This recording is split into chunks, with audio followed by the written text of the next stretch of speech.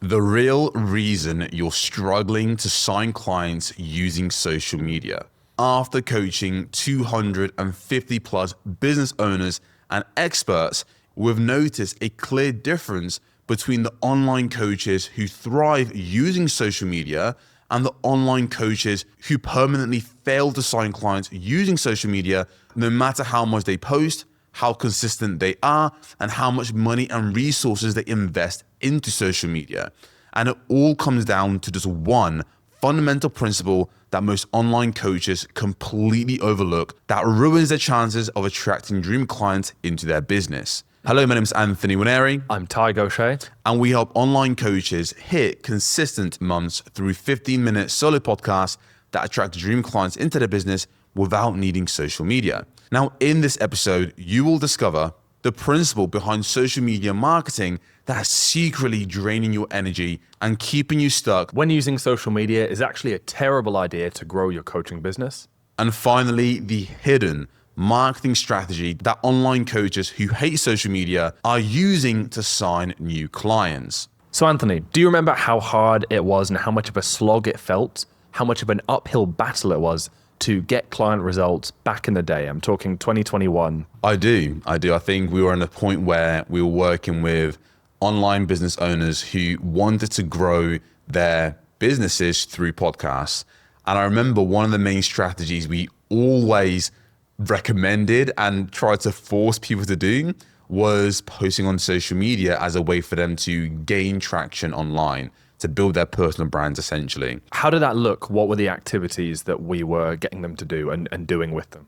So we were creating social media content calendars back when AI wasn't a thing. Yep. Getting them to post every single day on Facebook or LinkedIn, Instagram, whatever platform that they engaged on and used. And don't forget, as soon as someone replies to the post or engages with it, reaching out to them. 100%. That was part of the strategy, right? And the idea was you make a post online, someone likes and engages with it, and then from there, every single person, doesn't matter who it is, if they liked or engaged with it, you then follow up with them, send them a private DM, reach out to them, and basically pitch them your podcast. Now, did the strategy work? Simple yes or no? No, it didn't work. Well, it kind of worked. Yeah, it's not really a simple yes or no, to be fair. The results were mixed, sometimes good in the short term, never lasting in the long term. I can't think of a single client who managed to do it and get good results to, at that point, grow their podcast and grow their business through their podcast consistently, say for like 1 year or longer. They would manage to get good results for maybe a couple of months at best. They might see slightly longer term effects after that, but it was never a forever strategy. It was never the thing that allowed any of them to get to, say, 20K a month profit consistently. And the reason for that was because they didn't like it. Yeah. I think they hated the idea of actually just being on social media, having to constantly show up, posting online, even though they didn't, like you mentioned, they basically hated it. And if we're being honest, we didn't really like it either. It felt very temperamental in the sense that Temperamental as it was very pushy, like constantly showing up, testing different hook angles, reaching out to every single person who engaged with their content. Yeah. So again, it Staying felt, on top of the algorithm with what to post. and the amount of times I would get into not arguments, but like would have back and forth with our clients saying, hey, why aren't you showing up? Why aren't you doing this? Why are you being consistent? But the truth was, they just didn't like that approach of building their business in that way. It always felt like an uphill battle to them. Depending on the client, who they were, what stage they were at in their journey with us, in their personal life, would depend how much resistance they would put up or how long they could give it a good go. But it always felt like an uphill battle, which is why I would always come back to feeling very uphill. And then I think we got to a point where we recognized that, hey, well, number one, not only are we trying to force our clients to follow a strategy that they hated, this sounds terrible, right? But we also started to notice that the results we were getting weren't consistent anyway. It wasn't like people were getting crazy results, gaining loads of tractions online, building their personal brands or their podcast. It basically wasn't working. Yeah. And it wasn't until we found a guy called Jake Ward, where he posted in a Facebook group sharing how he had grown his podcast, which he'd eventually go on to sell for multiple six figures. And he grew his listenership to around 300,000 monthly listens. in around 9 months, which was insane at the time for us. Insane. That was like more listens in a month than all of our clients had Yeah. like in a year, you know? And I think the context, a lot of people don't really understand the difference between like between a podcast listener and its value versus like a YouTube short or like a YouTube video. Oh, that's like getting like 30 million YouTube short views a month or Something crazy, right? Yeah. So we saw Jake, instantly we were hooked, and he wasn't getting his results by what we would recommend our clients, which was social media, trying to push content online, trying to grab people's attention. He was using a completely different strategy that allowed him to post content. And by him posting the content, he would optimize it for search. Yeah. So that when someone went onto Apple and Spotify, which is the main platforms podcast listeners go to find new shows to listen to, they would just find his podcast at the moment when they wanted his podcast. Yeah. Now his podcast is all about sleep. So if someone had issues with sleep or wanted to get better sleep, they would type in, let's say, better sleep, and straight away they'll find his show. And that allowed him to attract way more listeners without him having to constantly, he just never posted on social media. He just optimized his show to be found by people looking for his content. And that was a totally new way of growing people's podcasts that we just weren't aware of. And then, of course, from that point, we were pretty hooked. We went crazy deep learning that, experimenting on that strategy with clients. And, you know, obviously where we are at today have helped clients grow their business and make way more money through their podcast as a result of strategies like the one we got from Jake, and had way more fun in the process and had way less uphill battles with clients, or basically don't have uphill battles anymore to do this strategy. And it's all because of the difference in the psychology and the principles behind how these strategies work, right? And the reason why we're having the discussion now is because we didn't know it at the time, but what we were trying to get our clients to do was push marketing. Push marketing, AKA outbound interruption-based marketing, is when you start the interaction with your target audience or ideal clients by putting your message in front of people who weren't actively looking for it. And you try to generate demand through exposure and persuasion tactics. Right. So these things are typically like cold DMs, cold email, running ads, even cold calling, depending on what niche you're in. But most of all, social media marketing that is essentially posting something that is trying to stop someone scrolling who weren't looking for that content before and grab their attention. Correct. And that's the whole game, right? Yeah. It's like, how do we optimize the hooks? What templates could we use? That was a game that we were playing and we were recommending our clients to play as well. And they just hated it. Yeah. They didn't like try to keep up with those strategies or the algorithm. To be honest with you, they didn't even like being on social media. We didn't really like being on social media. Yeah. But we were convinced that was the way we were going to help them grow their businesses through their podcasts. Whereas pull marketing, on the other hand, pull marketing, aka inbound attraction marketing, is when you don't start the interaction, the prospect does, because you became easy to find when someone already has intent. For example, when someone already has a problem and they're looking to solve it. So people come to you because your content, reputation, or your presence matches what they're searching for. Keyword, people come to you rather than you going to people. And that's what makes it pull or attraction rather than push. And so, for example, ranking on page 1 of Google would be pull marketing because you're just there and people search and they find you. Or having a podcast that ranks on page 1 of Apple or Spotify is pull marketing because people search for sleep podcast and then you're just there. That was a massive unlock for us, realizing that the reason why our clients struggle to gain traction online was because they were following push marketing and we were recommending push marketing. However, it wasn't aligned with who they were as people. They didn't want to be online. They didn't want to keep up with the algorithm. They didn't want to build their business off of constantly following up with an algorithm. Yeah, they enjoy creating content, but in a format that made sense for them, number one, which for them at that point was, of course, podcasts. Yeah. But they also wanted to attract clients in a way where they're not having to interrupt people constantly, but in a way where they can put themselves out to the world and attract clients into their business, attract the clients who are actively looking to solve their problems and looking for solutions to those problems. Those are the people they wanted to reach. And thankfully, because of podcast SEO, which is what we learned from Jake, that changed the entire game for our clients. They're able to gain more traction, grow their businesses because they enjoy the way they were marketing so much more in comparison to push marketing.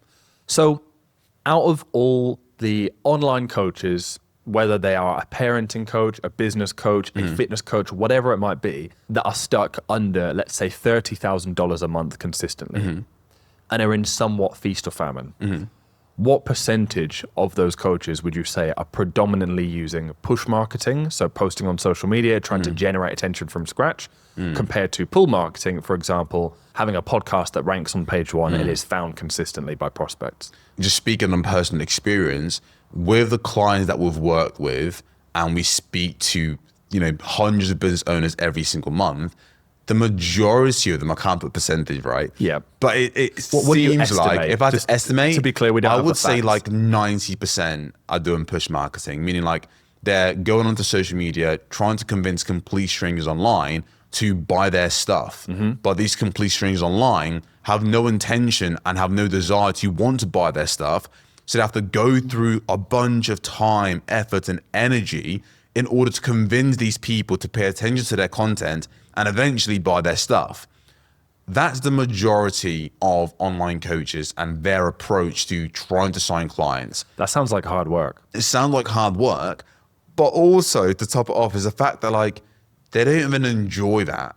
Like when we speak to these clients, it's not like they're having fun figuring this stuff out. Which is what makes it hard work, right? Because that's not to say that pull marketing is easy. I mean, anything takes work to 100%. Anything worth doing is work, right? And takes effort.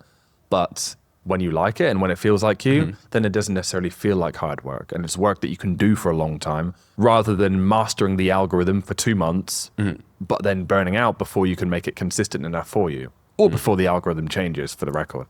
100%. And I think that is the real reason why so many online coaches right now are struggling to sign clients using social media, because the majority of them, the 90% we just spoke about, they don't even enjoy it. It's not like they're passionate, waking up every morning and lit the hell up about figuring out and cracking the algorithm.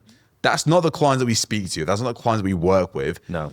And because they're not passionate and because they don't enjoy social media and trying to crack the algorithm, they inevitably hit a wall where they just can't really give it their all. Yeah. They're trying, but they're not fully, completely all in. And that's why they keep struggling to sign clients. But I think for both me and you, we know that they don't have to go down that approach. Like online coaches who don't like social media can attract clients without social media. And we're not talking about like referrals. That's not a great strategy to hit. I mean, that consistent works, 20K but per not for month. consistency, right? So you need something that isn't quite as inbound or as warm or as pull marketing as referrals, but follows that same principle of how prospects come to you, but you can repeat and is more consistent and is more predictable. Like no referral comes to you and goes, oh, I don't know if I've got a problem. Yeah. Every referral you have comes to you because I have a problem. But Yeah. obviously referrals, like they're basically part of the reason why most online coaches are also in feast and famine, because they haven't got a consistent way to get the referrals coming in. Yeah. If online coaches who don't like social media keep trying to force social media, they're only gonna not enjoy it, not get the results, basically fail at it. Now, if they do enjoy social media and they're passionate about it, then great. But what's the alternative for those who, again, don't enjoy it? If you do enjoy social media and therefore you can thrive in push marketing, then you've already got your solution. So I want to make very clear that this is for people listening that think, yeah, actually, it has always felt like an uphill battle. It is something I kind of feel like burning out from every couple of months. Then in that case, the solution would be switching your main way of getting clients online to a channel based in inbound attraction-based marketing where you can be yourself, put your message out there, and have people come to you who actually have a problem and are looking to solve it. Now, social media obviously doesn't work for this because people don't type in, like, how do I improve my sleep on social media? I mean, not typically that's what people do. And even if you did, there's like just so much competition that it still is not that simple to just post that and then be found. Instead, there's platforms where one, that behavior of searching for the problem you're looking for is way more typical and way more conducive. And there's also ones with way less competition as well, which I think is the sweet spot, having both of those in place. To have a pull marketing strategy that acts in pull marketing principles, like someone comes to you, but is also doable for coaches starting out to get good at like relatively quickly because of the competition. So given that the solution for coaches who don't like social media, don't want to build their business on push marketing, especially not just to have a bit more freedom in their life, $20,000 a month, they're not trying to make $500,000 a month where then you need to be pushing in front of people. What would you say the best solution is that has that sweet spot of low competition and works based on pull marketing rather than push? The best solution that we know of is 15-minute solo podcasts. And we shared that at the start of this episode when we share the story how most of our clients, they tried, social media, didn't work for them, they didn't like it. Whereas with a 15-minute solo podcast is them with a mic sharing their insights, their stories, their ideas, and they're able to then get their podcast ranked on Apple and Spotify for very specific keywords. These are the search terms that a listener, a dream client would use to find you on Apple and Spotify. That sounds complicated, ranking for keywords, but it's not. It's actually very simple. So let's say you are a online coach, all to do with getting better sleep. If someone was struggling with sleep, the likelihood is if they're looking for a podcast on sleep, they will type into Apple and Spotify, how to improve my sleep. Yeah. So as long as you create content talking about how to improve your sleep, and in the titles of those episodes, you mention the keyword, how to improve sleep, you rank for those terms. It's as simple as that. So no matter what industry or niche you're in, if you're an expert, just ask yourself, what would my audience search in to find my expertise? How to improve anxiety, how to deal with chronic migraine. These are keywords that our clients rank for because they're experts in those domains. And that's what online coaches can do. That helps them to be discovered in a very simple and not complicated way through 15-minute solo podcasts. Which is, in our humble opinion, the epitome of pull-based marketing that is specifically geared towards coaches who just want more freedom in their life, who don't want to build a content empire, who don't want to become social media famous, who don't want to have a team of 20, who just want a simple way of marketing themselves that feels good to them. And as we've addressed from this episode, for a lot of people, that actually isn't push marketing, even though that's the type that most people do, because it's just the most obvious. For a lot of people, especially coaches, by nature of not being marketers first, being experts first, it's pull marketing. And again, 15-minute solo podcasts is our way of doing that. So if you're listening to this right now and 15-minute solo podcasts doesn't sound like a good idea to you, it sounds like, actually, I prefer trying to master the algorithm, I prefer push marketing, then for sure, keep telling yourself that. No, I'm joking. For a lot of people, that is the best way.